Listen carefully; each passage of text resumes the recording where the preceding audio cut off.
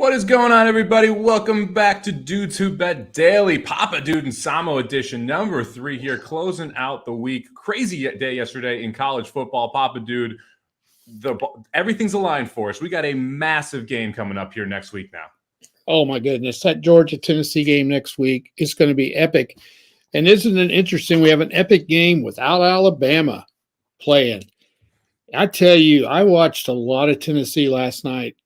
I am more impressed with them each day. They beat the thunder out of Kentucky. And Kentucky's not a bad team. And I'm so impressed with Tennessee's physical. Their defense was nailed last night. I give them a shot against Georgia. I really do. Well, they have the offense to be able to really put some pressure on that Georgia defense, which is the first thing you have to do. You have to have a dynamic offense to be able to score. Yeah. And they have the defense. I was impressed with their defense last night. We mentioned on the show, I like the over 37.5 points total because I was more worried they wouldn't be able to cover and just kind of be a shootout like the Alabama game. They held them down. And I would comp the Georgia offense much closer to Kentucky than I would Alabama. Oh, no question about it. They don't have a dynamic offense. If Tennessee can hold them down, and I think they will, I'd give them a decent shot to win. I'm not sure they're not the best team in the country right now. I'm not sure. They're pretty darn good, that's for sure. It is never easy to go into Georgia and win. No. The fact that game's in Georgia may actually be the differentiator. Because in Tennessee, I would be very interested and involved if I'm catching any points in Tennessee. I have not looked at the line yet. Have you looked at the line for that game? No, I haven't had time to do it. I would say Georgia will be favored, maybe 6 or less. Nothing up on Bookmaker yet. I'll see if I can find it here as we go through the NFL slate. And we'll start off in the NFL slate here with the Bears coming off a massive Monday night victory heading into Dallas. The big word here is that Ezekiel Elliott is officially out. You kind of could see that coming, bringing up a running back from their practice squad here. Dallas laying 10 at home off facing the Bears off that big win. Did you like this one at all? I think that's too many points, simply because in the NFL, double-digit spreads, you got to kind of stay away from the favorite in that, I think. Can the Bears play like they did the other night? If they do, I think they can give the Cowboys some problems. This is a game that you can kind of look past a little bit sometimes. I can see that, the Dallas teams in the past have done that. They look past somebody and they get upset. Possibility. If I was going to bet this, I would go with the Bears and the points.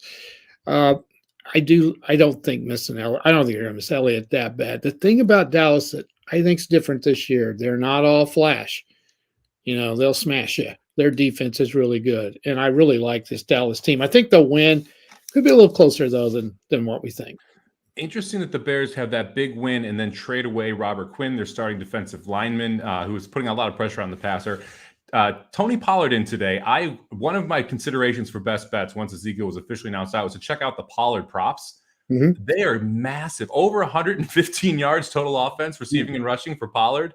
So I couldn't go over that. That's obviously inflated up via the market. He's minus 148 to score a touchdown today. Wow. That was crazy to me as well, where I expect Pollard to have a big game without Elliott in there, but those numbers are just absolutely nutty to me. We've seen this Bears offense get gashed on the ground, so I wouldn't be shocked if he goes over a 78.5 rushing total, but it's tough to take it when it's at that number. Yeah. Total in the game is 42.5. I would expect this one's going to be pretty slow paced, so I would lean toward the under at 42.5, but it's not something I'm going to put a bet in here. Yeah. All right, let's head to second game of the day here. This one is the other half of that Monday night game. The Patriots heading into New York facing the upstart Jets. The Jets are 5-2, but just 1-2 at home.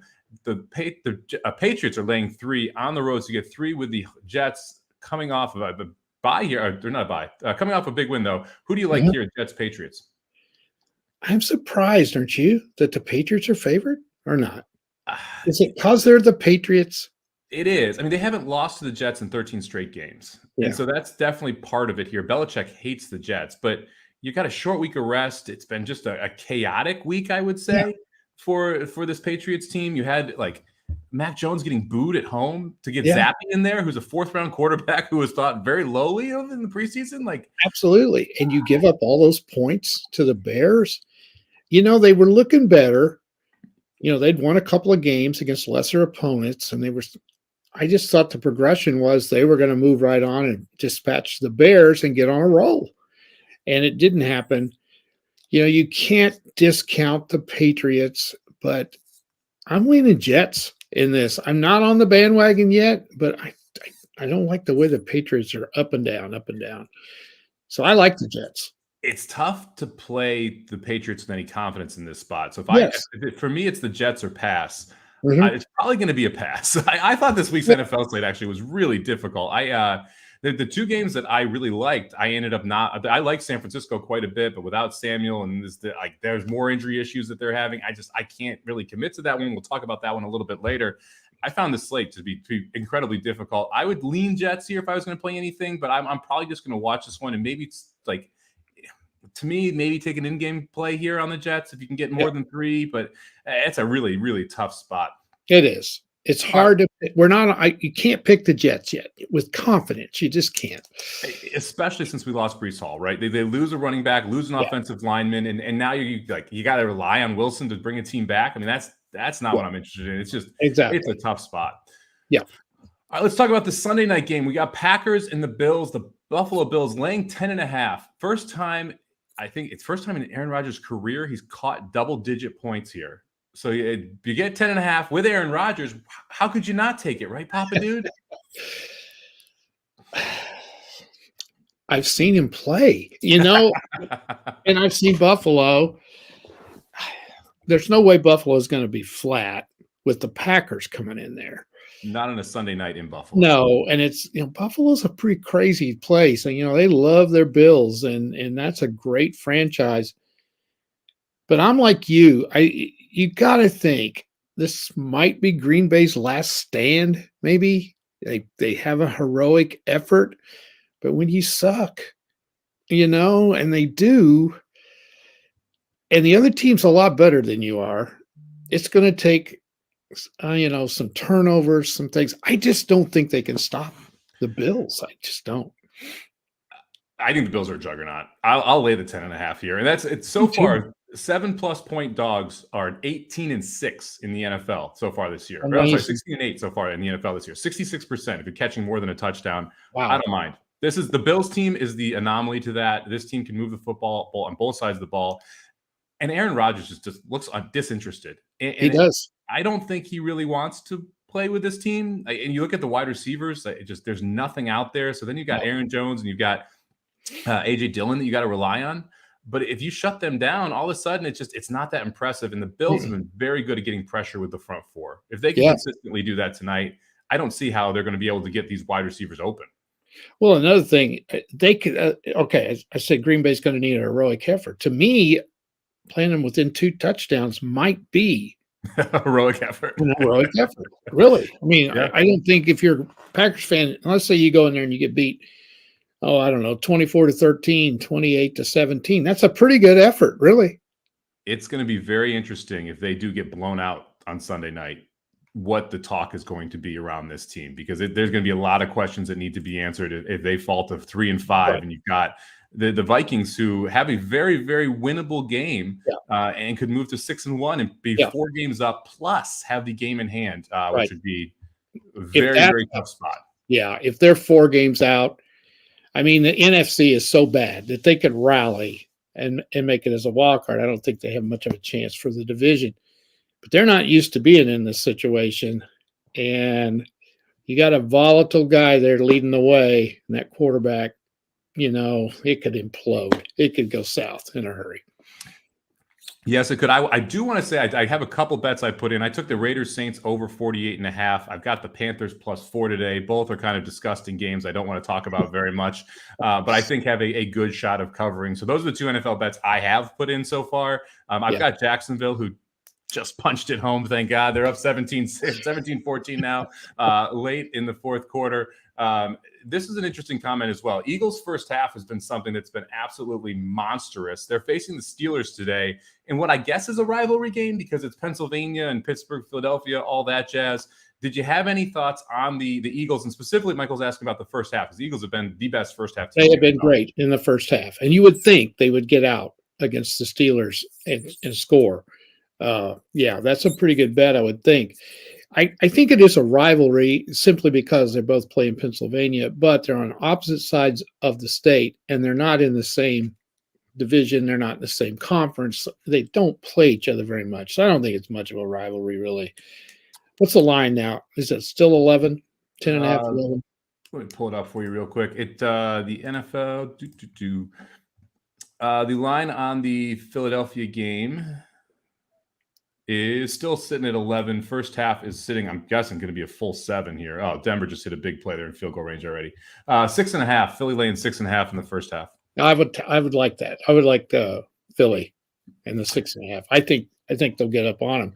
Thing about the Steelers, you know how they are. They play tough. They are a proud franchise, but they're coming off. I thought they played okay the other day, and I don't know whether they can get back up for this one.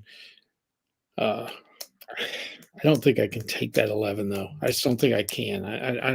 I'm not that sold on the Eagles yet. I should be, but I'm not. But you know what? With their schedule, they get this one today. They're looking 10-0. I think they have Houston next week, too. I mean, really soft coming out of the bye to get those two teams. Other bet I did, or I'm looking at putting in and probably will, Minnesota, Arizona. Minnesota at home off the bye. Arizona, the worst first half football team in football. Last time we saw Arizona, you saw Kyler Murray just chewing out his coach on the sideline. Yeah.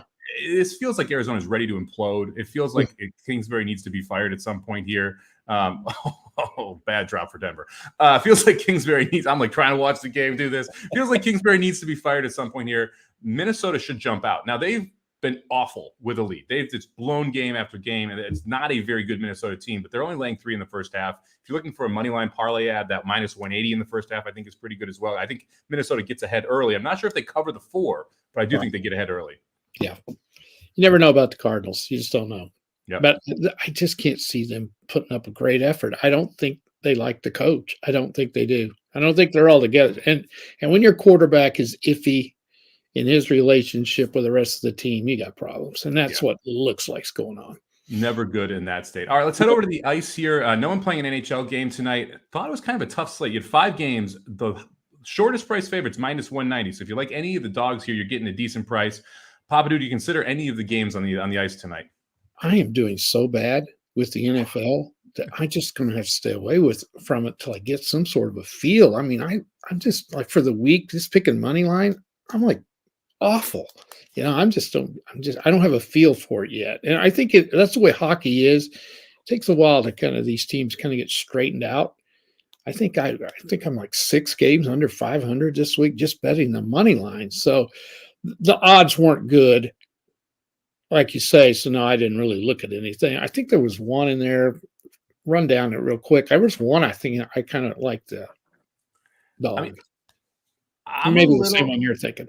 I'm a little interested in the Blackhawks at home, plus 195 facing the Wild.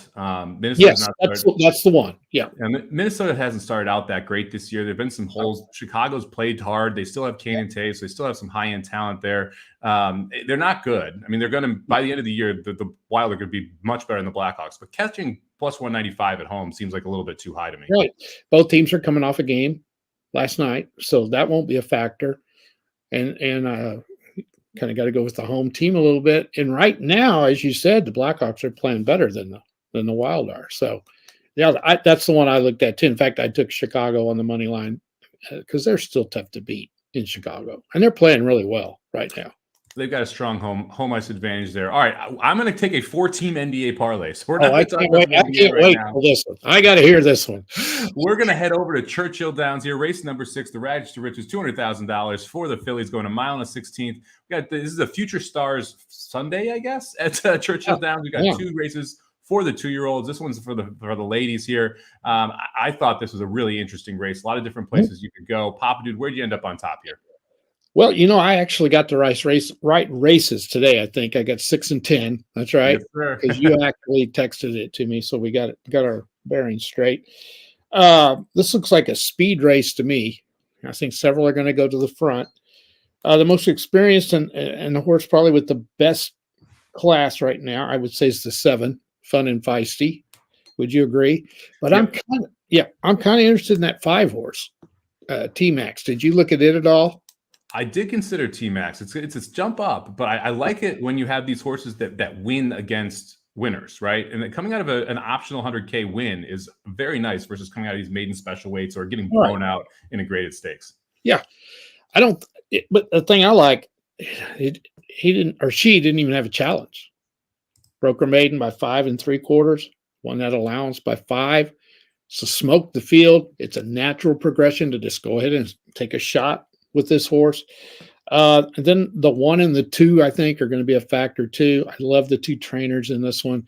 These 2, Amos and Brissett, I like them both. Both of them have just won a maiden, so this could be a bit of a jump for them. They don't have that other race. Take them right from a maiden into this with a couple of pretty good horses in there. That might be too much. So I went 7-5-1-2 in this one. How are you going?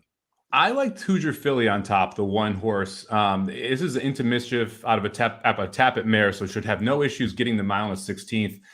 You don't see Tom Amos go off at even money often in an 11-horse field with a maiden. So the word was out on this horse first time. Horse gets a very good buyer, back-to-back bullet workouts coming out of that race. Now we're stretching out right into this stakes race. I think it's all systems go on the 1.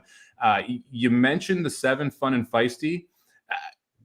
2-1 is just way too short for me. I mean, that's my main problem here. I don't see how this horse should be 2-1 in this spot. I get that win was nice at Saratoga. I'm sorry, that win was nice at Churchill, 2 back in the Pocahontas, but there really wasn't that much in there and kind of got exposed a little bit last time. The fact that this horse isn't going to the Breeders' Cup tells you what they kind of think of the horse, because you have Wonder Wheel, who's going to be probably your second choice, won that race, and this horse was favored over it. So to me, I don't love the spot here for Fun and Feisty. I'll take the 1 Philly Hoosier, who I hope I can get that 5-2 price on. Yeah, I think it's going to be a really good race. 3 or 4 of them are going to go to the front. It looks like 7 just kind of stays off the pace and sometimes might come out of the pack there and win. But I'm with you. I think 2-1 is too short a price. I think it'll stay there, don't you? Yeah, I think she's going to be the favorite. I think she'll be sub 2-1 just because of what she's coming out of. And that's not how I like to bet Kenny McPeak. I want 20-1 on McPeak when I'm taking him, not 2-1. Exactly. Let's head over to the 10th race here, the Street Sense, mile and 16th for the Colts this time. I thought this one was another absolutely wide open race. You've got Red Route 1, the 6 horse, 3-1 on the morning line for Steve Asmussen, was 60-1 last time out. You're getting a little bit of a chop down in the price there, going from 60-1 to 3-1. Pop Dude, where you end up on top here?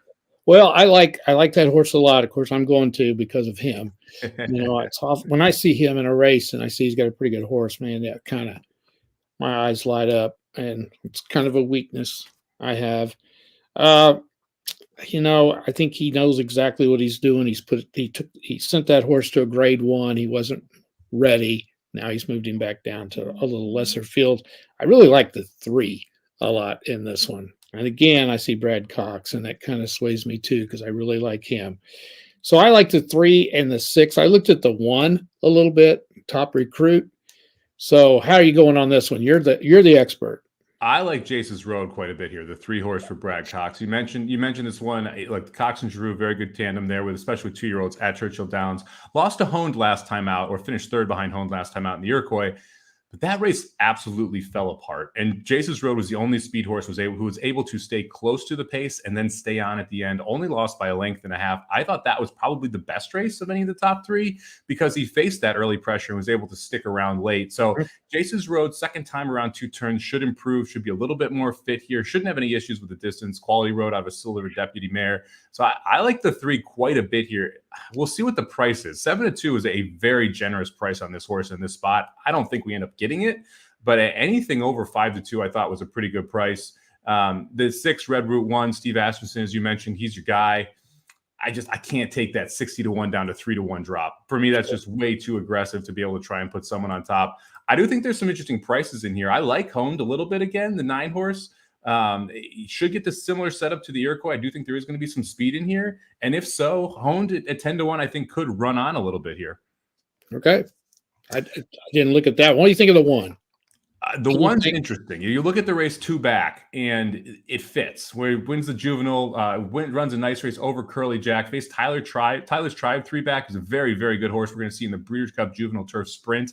And that one was at Prairie Meadows. That's an Iowa bred, I believe, who's just been phenomenal so far. Oh, yeah, that horse is really good. I think you can cross the Champagne out. I mean, it was in the slop, although I believe today I do have an off track at Churchill. So there could be some issues there. So we'll see what happens here, specifically at Churchill with these 2-year-old races. Very good races. It'll be interesting to see where these horses step forward, because I wouldn't be shocked to see a couple of these try and go for some Derby points moving forward. All right, let's head into the best bets here, Papa Dude. We'll kick it off with Aaron's best bet. He's going to take the Seahawks -3. His general idea here is the travel spot. So the Giants were in London, had to go down, face Jacksonville, fly back up, and then go out to Seattle. Rough travel spot from that perspective. And the Seahawks have just been on fire. He believes this is the day the Giants bubble bursts. I'm not willing to bet against the Giants right now. I bet on them a number of weeks. I bet on the Seahawks a number of weeks too. This is one of those situations where it's two teams who I think are both playing well right now that are clashing. So I don't have a side on this. Aaron's heading to Seattle, laying the 3 points. Did you look at this one at all? I did, and I think another thing with Aaron, he's not quite sold on the Giants yet, and I don't think any of us are. But are we sold on the Seahawks either? That's the issue. Is Geno Smith going to continue to play well? So I see where he's heading there, and that travel might get the Giants. And I think he's figuring, like a lot of us, I don't think they're great.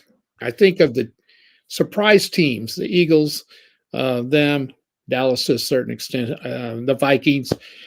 The Giants might be the worst of those four, They definitely have the worst talent of those four. Yeah, they're the best coach team in the NFL, and that's what you're betting on or against here. Is whether or not you want to bet against Dable, who has been phenomenal as a rookie NFL head coach, and Wink Martindale, who's a very good defensive coordinator. So yeah, it's the coaching that is propping the Giants up versus the talent.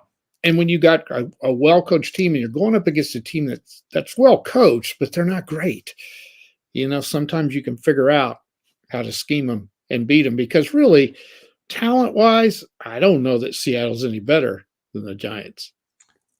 Yeah, I would say these are two of the 5 worst rosters in the NFL, and they're both being coached very, very well. Now, the Seattle's a little banged up. Metcalf is going to play, so is Tyler Lockett, but both of them were questionable going into the week. So we'll see what happens on that front. Trevor Lawrence just threw a back-breaking interception. We'll see what happens for the Jaguars here, now down 21-17 late in the fourth quarter. But this game right here is a sneaky good game. This is a sneaky big game. I'll be watching this game. This will get a TV for me. I think this is going to be a fun game, seeing New York face Seattle, and it's going to be a really interesting coaching game as well. You're going to see a lot of running plays, though. So I wouldn't be shocked if this one ends up going under, just because of the amount of plays you're going to see on the ground. Right. All right, let's head out to another West Coast game here, Papa Dude. You're going with your best bets on the Super Bowl champions coming off the bye. I am glad you're saving yours for last, because it's the big finale. There's no doubt about it. A 4-team parlay in the NBA. This is phenomenal. So I'm going to get mine out of the way real quick so we can get to that. With the injuries the 49ers have, and the fact that the Rams are getting a little bit healthier, Van Jefferson's back, they got their center back. Now, you want to say this is a home field advantage. It's not. I think the 49ers will have more fans than the Rams. It's not very far. They travel pretty well, and the Rams don't have anybody that cares. So I think the 49ers it's not a home field advantage. They play well against the Rams. They throttled them when they played them earlier this year. But I think the Rams have had a week off to prepare. I think they're pretty well coached. Getting Jefferson back is going to help, and the 49ers are still banged up. And if Samuel is not going to play, is he definitely out? Yeah, Debo's out. That is really going to hurt the Niners. So I like here with the Rams being the underdog. We get a little bit of money on it. Might make a little bit. So I'm going to go with the Rams +1 over the Niners later today. The story of this game is whether or not the Niners front four can get pressure without blitzing, right? You got Bosa, you got Armstead, who's supposed to be back here. They wreaked havoc on the Rams offensive line a couple weeks ago. If they're able to do so again, it's going to be tough for the Rams to move the football. I'm really interested to see what McCaffrey looks like in this game, because now we have a full week of Shanahan actually game planning with McCaffrey in there. You can run more screens. You can run more. You can trust him more blocking. He understands the blocking schemes better. So really interested to see what we end up getting here from McCaffrey and from Shanahan, and how he decides to scheme up this one. So this is going to be a fun one to watch as well. The afternoon slate, I think, is really interesting, because you get that Giants-Seahawks game, you get that Rams-Cowboys game, and then you get two terrible games, Titans-Texans, and Commanders-Colts. So we'll just hopefully ignore those two games and just watch the two West Coast games. All right, my best bet of the day. I'm getting a little kooky here to close it out on a Sunday. I'm going to play a 14 money line parlay in the NBA, get plus 378 on it.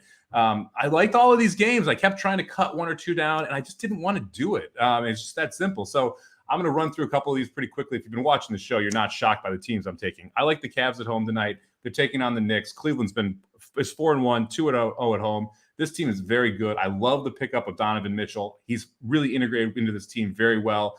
I'm not sold on the Knicks. I'm not sold on Jalen Brunson. So give me the Cavs at home. I like the Timberwolves a lot. The Spurs are overachieving at 4-2. Give me the Timberwolves to go into San Antonio, get the job done there. The Celtics are taking on the Wizards at home. The Celtics are a lot better than the Wizards are. The Celtics are also 3-2. They kind of need to win some of these games. So I think they take care of business against the Wizards at home. And then the Nuggets are going in and playing the Lakers. Yeah. And the Nuggets just beat the Lakers in Denver. And so you might say, well, now they're getting it at home. I think it's worse to be at home if you are the Lakers right now.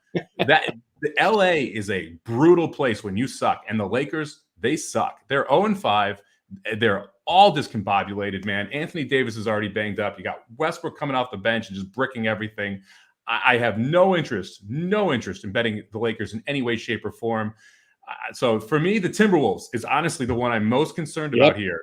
With them going down to San Antonio because the Spurs have been playing well, but the Spurs are not good. San Antonio or Timberwolves are good. Hopefully we get this right here and we get the Timberwolves home. We can lock home a nice little plus 378 to close the week out. Yep, I think that's the one you got to sweat the most. I do. I thought about putting the Warriors on here too because they're in Detroit. But I decided 5 was getting a little bit too crazy. That's getting a little. I mean, if you got to get 5 of them home, I know when I do those parlays, I didn't do one today because I'm just exhausted from them. And I, when I did that 3 last Saturday, it was back to back to back. I just had from morning till 10 o'clock at night sweating them out. Last night I had to sweat the North Carolina game out. I only had 2, and that didn't look good for a while. And then they came through for him. By the way, the North Carolina quarterback is a stud in the making. He is good. He's pretty good. And we'll see what they can do with him there in Raleigh, see if they can get the job done, or Chapel Hill, I should say. They don't like to be called Raleigh. Chapel Hill, to see if they can get the job done. He just made everybody in Chapel Hill mad. That's for sure. Whatever. Durham, Chapel Hill, Raleigh, it's all the same. Let me tell you. It really is. All right, let's run through the picks here. Close out the week. Papadou taking the Rams +1. Aaron taking the Seahawks -3. I'm taking moneyline parlay. It's taking up a lot of space on this slide here. I'm taking the Cavs, the Celtics, Timberwolves, and the Nuggets. Plus 378 for the week. We're 5-4, but up $302. That's what those plus money wins will do you. And for the year, we're up $1,489. Thank you very much, everybody, for joining us for Dudes Who Bet Daily this week. We will not have shows next week because of the Breeders' Cup, but make sure that you are subscribed to the channel because we're going to have a ton of Breeders' Cup content coming out starting tomorrow, where we'll be live for the draw for the Breeders' Cup. Slim will be live on Wednesday. Everybody will be live Thursday, Friday, Saturday from Lexington. So make sure you're checking out the channel to get all of the different previews and preps we got coming up. Thanks very much, everybody, for watching. Good luck today, whether or not you're playing the horses or playing sports. Hope you have a winning day.